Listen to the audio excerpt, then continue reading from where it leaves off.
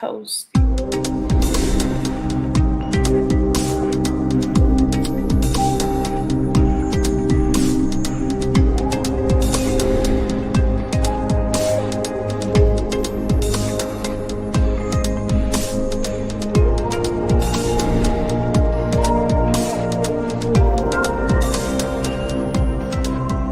This is What's Up and Why, bringing you the bright side of life, one fun moment at a time.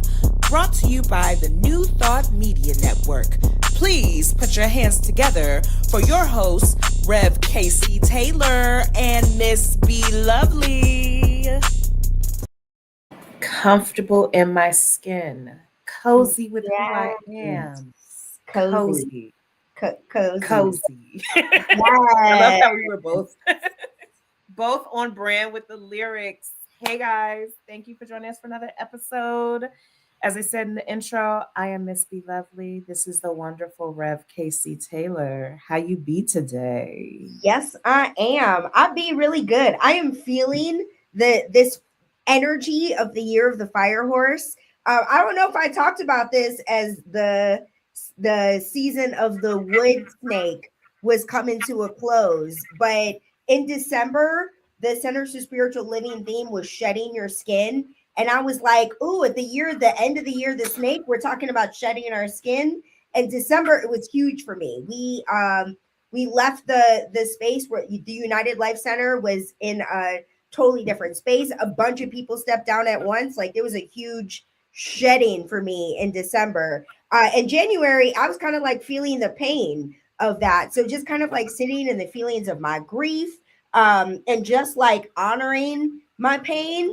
And once the year of the fire horse kicked in earlier this week, my whole energy, like literally at midnight.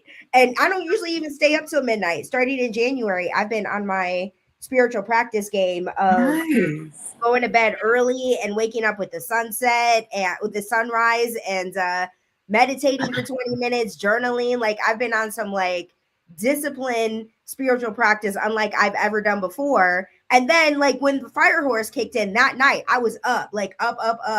And I was wired like, online and I saw that it was that fire horse had started. And I was like, oh, okay, here we go. So here I am. I'm on that fire horse vibe. How you be lovely?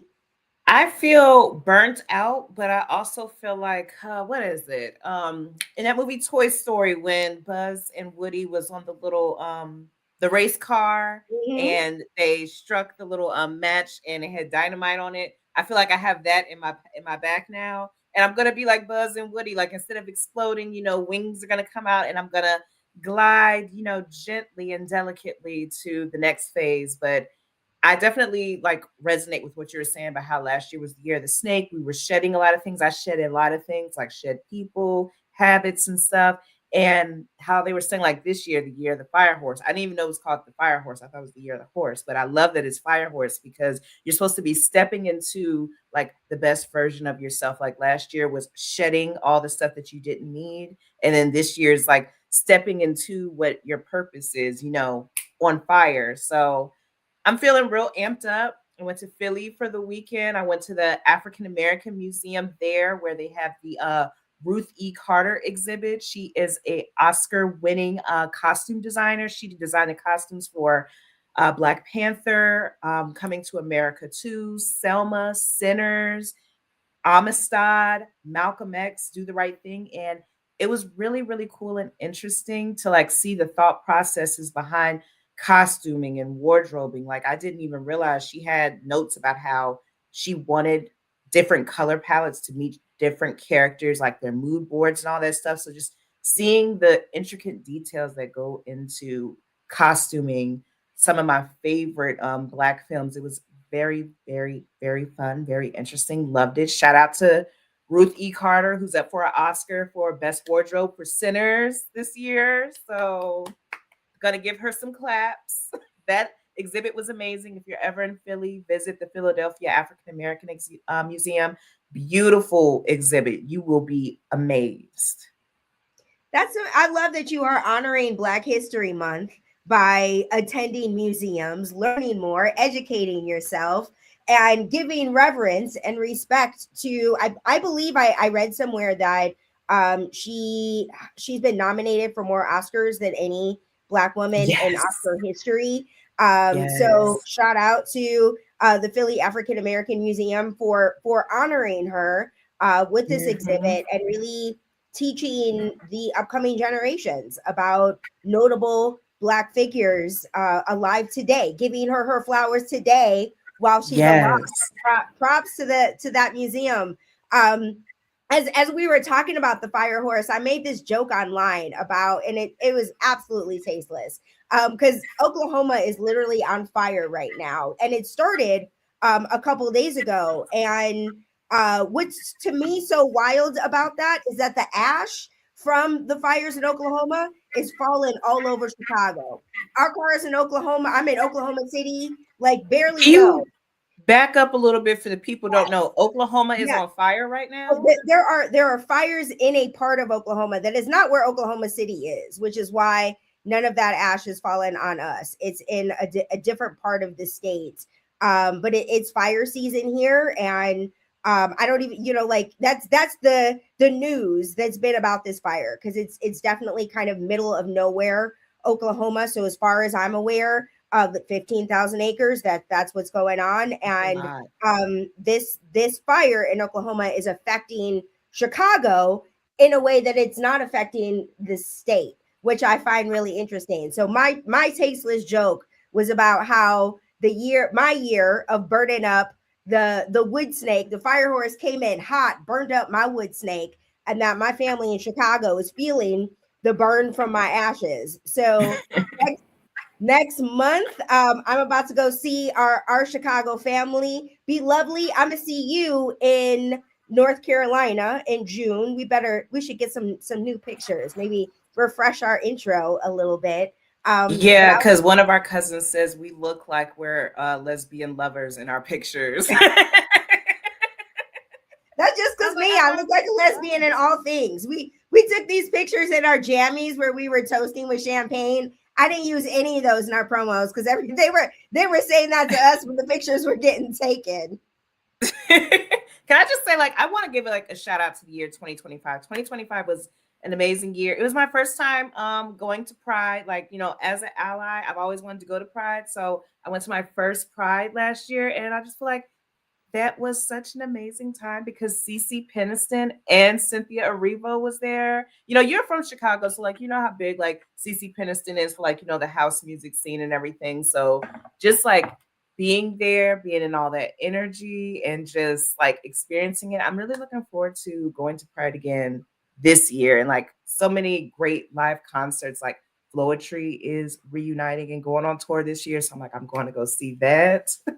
I'm so excited for everything that like I feel like 2025 just like catapulted me into 2026. I'm so excited to see what's happening next. Yes, that fire horse energy. I'm here for Fire it. horse energy, but the fire horse well no, I'm not even going to use that segue. So I do want to take a moment to give a rest in peace to Reverend Jesse Jackson, who died earlier this week at the age of 84. If you're not familiar with Reverend Jesse Jackson, first I want to say, what type of rock have you been living under? Shame on you and your history teachers. But he is famous African American civil rights leader, activist, politician. He was an ordained Baptist minister, got his start in South Carolina, marched along the sides of prominent civil rights leaders like Martin Luther King Jr., Reverend Al Sharpton. He even said like there was an interview that I heard where he was like he's one of the oldest living civil rights leaders because growing up, he saw a lot of his fellow civil rights leaders, like, being killed or murdered at early ages. So it's like the fact that he's had a long lasting legacy, lived to see the age of 84, was a big advocate for voter rights. And that's something that's under attack this year with lawmakers trying to pass the SAVE Act. If you don't know the SAVE Act, I really suggest that you read up into it because it's making it harder for you to be able to go and vote in national elections where you would need to either bring your passport or your birth certificate to prove your identity. and people of certain backgrounds and certain socioeconomic backgrounds, it's going to be very disenfranchising to them. So pay attention to what's happening with the SAVE Act before these elections start up for the midterms in the fall. But giving a rest in peace and rest in power to Reverend Jesse Jackson, who was on the front lines and sacrificed his freedom, his life at some times, and his personal safety to be able to make sure that Black people had the same rights as everybody else in this country. Yeah, I'm realizing I met Jesse Jackson a few times. I've Jesse Jackson Senior a few times living in Chicago. When I worked in journalism, he was around. He was at things, and because I was heavily involved in the Black journalism scene, I was involved in the NAACP for a while. I went to some push Mhm. breakfasts. Got an opportunity to connect with him several times, and I'm grateful to be able to say that I've only had positive experiences with him. With all the people that I've gotten an opportunity to get to know over the course of my life, like he was always very kind and sweet to me. One time I noticed like I was getting on a plane and he was on the phone sitting in his seat while he was on, while we're on the plane and I'm walking on, and he like tells the person to hold on and like interacts with me. And I was like, we've only met a couple of times. I didn't even know I was somebody that you would stop your conversation for to make sure that you see when I walk by on a plane. So we really crossed paths a lot right before I left and moved to LA. So I just am grateful for that opportunity and for having such positive things to say about him. It's funny because like I don't think I've ever shared this, and I'm gonna say it out loud because this man's not alive right now. I met Quincy Jones one time, and he was Mm. straight up disrespectful, like What just happened? and like just he was like flirty in a way that was like really Quincy Jones, you know what I mean? Like, and I heard a lot of those kinds of stories about Quincy Jones, and it makes sense because I met him one time and I had that experience. So I'm grateful to No. say that Jesse Jackson Sr. was a perfect gentleman every time I came across him. Rest in peace to the perfect gentleman. And Yes, I'm yes. yes. Something else that was in the headlines that happened actually today, breaking news. Former Prince Andrew, the brother of King Charles, was arrested in connection with an investigation into the Epstein files in the United Kingdom. The gag for me is when they went to arrest him, it just so happened to be his 66th birthday. So I'm a firm believer that everything done in the dark comes to the light. Like growing up in a Christian household, my grandmother would always say, no matter what you do, whatever type of wrong you do, God is going to reveal it. Like you cannot put bad karma out into the world and think that you're going to prosper. So I think that the fact that this is happening on his 66th birthday, this man who's been accused of sexually assaulting young women, vulnerable women at that, and the fact that, he not only got his royal titles snatched from him, got his inheritance taken away, disowned by the royal family. But to get arrested on your 66th birthday, too, I just feel like that's nothing but cosmic karma. Since we're bringing up the Epstein files, what comes to my mind, especially since we're on the New Thought Media Network right now, is Deepak Chopra, who showed up a fair amount of time saying things like "God is a construct, cute girls are real," and this is a man who's made millions of dollars in the spiritual industry, now being linked to and shown demonstrated as somebody who's been in Jeffrey Epstein's corner, despite all of the allegations coming to light. How Deepak Chopra was complicit and supportive and asked Jeffrey to bring his girls to come visit. And so as these files are really demonstrating the shadow side and the darkness of royals and millionaires and industry leaders and spiritual leaders, I'm grateful for the light that is being shined, and grateful to trust and know that right action is in place, that the public pressure for the American government to do something about it, despite the fact that our current sitting president was named far more times than a whole lot of other folks. To trust and know that just as public pressure led to the release of these files, that public pressure leads to consequences for these actions.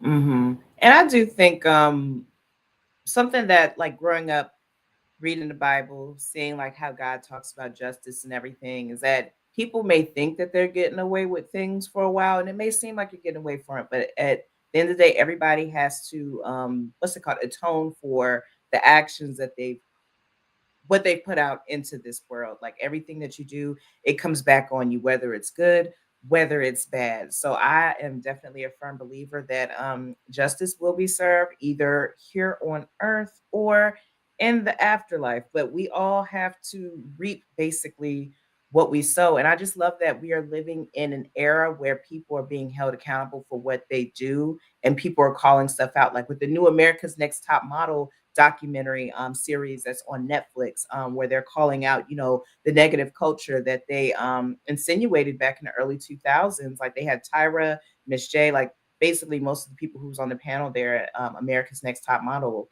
They're saying now, like, you know, a lot of the stuff that we allowed to happen back then, it wouldn't be able to fly now because people hold folks more accountable these days. And I just love how this generation now is calling people out, forcing people to be held accountable. Like, no, we're not sweeping stuff under the rug. No, we're not looking the other way. If you do wrong, you're going to be held accountable for it, which is right.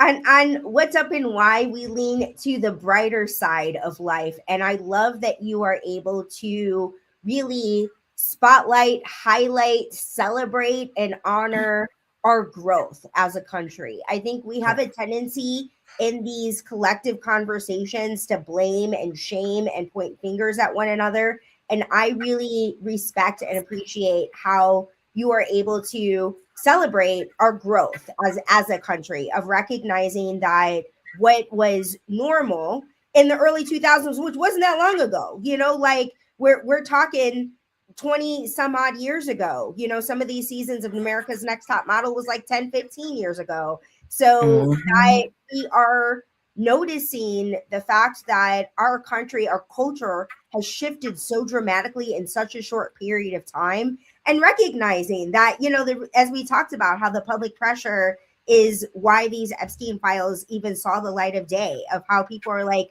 nah, like, and both sides, it wasn't just Mhm. people on one political side over another. It was both parties saying, and leaders within the party saying, release these Mhm.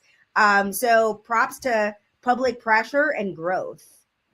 I wonder what was the catalyst. Like the only thing I can really think of is like when the Me Too movement popped off, and then everybody was like, "Yeah, why are we protecting these people in power who make so much money and abuse it and treat people wrong?" Like I feel like was that the catalyst that really shifted culture, where people start holding these folks that are in power accountable for their negative actions? I'm going to say it started with the internet, because before the internet came around, as a journalist, you probably can appreciate that. We got all of our news from journalism, and so the major journalist organizations that faced lawsuits for publishing, like I'm thinking about Harvey Weinstein. I think he's our greatest example, where Harvey Weinstein put all of these pressure on journalism organizations not to release Mm. information that they'd learned about through investigation, knowing that Harvey Weinstein had a history of predatory behavior, and his predatory behavior prevented these investigations from ever seeing the light. But the internet Mhm.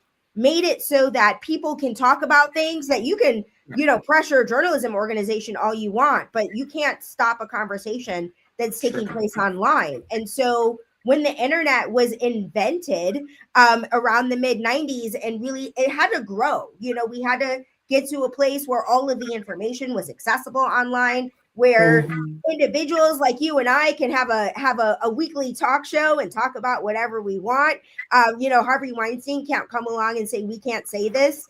And so having that freedom for people, regardless of where you're from, where you live, you got access to technology, internet being affordable, accessible on our phone, Mhm. having cameras on our phones so that we can document things that are happening that other people say, oh, that didn't happen. And then you got all these eyewitness accounts of people who are there and got video evidence. True. What happened is technology made it so that as as hard as millionaires and billionaires work to prevent this information to come into light, the internet made it so that it was impossible. It's impossible to hide what's really happening. Mhm. So let's continue to use this free will on the internet to, continue to spread the joy that we do here at What's Up and Why, and Yes. also spreading information. You talking about like, me being a journalist and like how the internet shifted everything made me think of like when I was in Philly this past weekend. I went to the first post office ever of the United States. It was in Philly, and they have an original printing press in there, and they did live demonstrations of how like newspapers and leaflets would get made, and just seeing the starch difference of how now information can be disseminated in an instant just by quickly you typing on a cell phone, on a laptop, and it's out there. Whereas back in the day with the printing press, like they had to like it is this huge wooden contraption, so crazy. I wish I could upload the video, but seeing how we've evolved from that, where you would have to wait hours to put that information out because you have to wait for the ink to literally dry on the paper. And fun fact, paper used to be made out of cotton, not trees. So seeing how we, evolved from that, it just makes me interested to see like, okay, what's going to be the next evolution for like, the next generation after us. I mean, that's a really great question. I've been thinking a lot about AI because that's what seems like is happening right now. And what's so interesting for me about AI is how I'm seeing it outsourced to thinking, right? Where Mhm. like for instance, you and I we connect, we talk about a title, we talk about what the description is going to be. We've never, as far as I don't know. Generally, like I've used AI to kind of like get some inspiration, but Mhm. I don't like, oh, I can't, I need a title for this. Let me just tell AI. And I'm seeing this, like people will just like have their relationship with AI and they're like, I'm trying to do this and it's about this. Give me a title that's like that, and then AI just does it. And then that's the So situation. interesting. And I prefer like, I prefer my thinking brain. I like AI Me as a too. tool, but I'm not trying to outsource all of my writing, my thinking, my expression to the internet. And I'm noticing that just becoming a very, very quick trend. And I'm very Mhm. curious. I've seen some things about how this generation of Gen Z and Gen Alpha struggle with critical thinking because they can just tell a computer what they need and it just comes to you. And Yep. growing up in the analog generation, I know what it's like not to have Google. I know what it's like to think about, where do Mhm. I do? And this upcoming generation is being robbed of that opportunity of critical thinking. I'm just curious to see where we go and how we use technology in the future. I'm very curious too because there's a lot of negative impacts that most people don't think about. Like, point in case, the environment, the fact that these data centers that helps fuel and that helps these AI bots continue to work. They use a crazy amount of water. It's taking away from local communities. A lot of these data centers are being placed in black and brown communities. It raises the price of energy costs for people that live in the nearby residential areas. And then on top of that, it also robs you of your critical thinking skills. It robs you of the opportunity to be able to like research. Like I remember when I would like write papers or if I would be reading something and I'm not quite understanding how everybody now like goes to AI, I would have to go to a dictionary. I would have to go to a thesaurus. I would have to go through some type of book, either going through the library or online research. But that type of journey was fun because you was learning along the way and the information stuck because you was spending time looking for it. Whereas now you don't really retain that much if you're using AI and it's doing the work for you. And AI's got a perspective, like it has its own way of interpreting information, that it has a perspective. And so I like to just trust myself and my intuition more than a computer program. But what you were saying about the water, what's interesting that I've noticed on social media, there's been a lot of public conversation about the water usage of AI, and agriculture uses so much more. Know that I'm a vegan, and I learned just this weekend that Mhm. human trafficking is significantly involved in fish. That our fish is easy and cheap as a result of humans being exploited in Thailand and overseas. And so I think that there's a lot that we as in this country specifically kind of choose to ignore, choose not to highlight, Mhm. because it's a lot more convenient and comfortable not to notice the data centers in the black and brown communities, the water usage of animal agriculture and data centers, and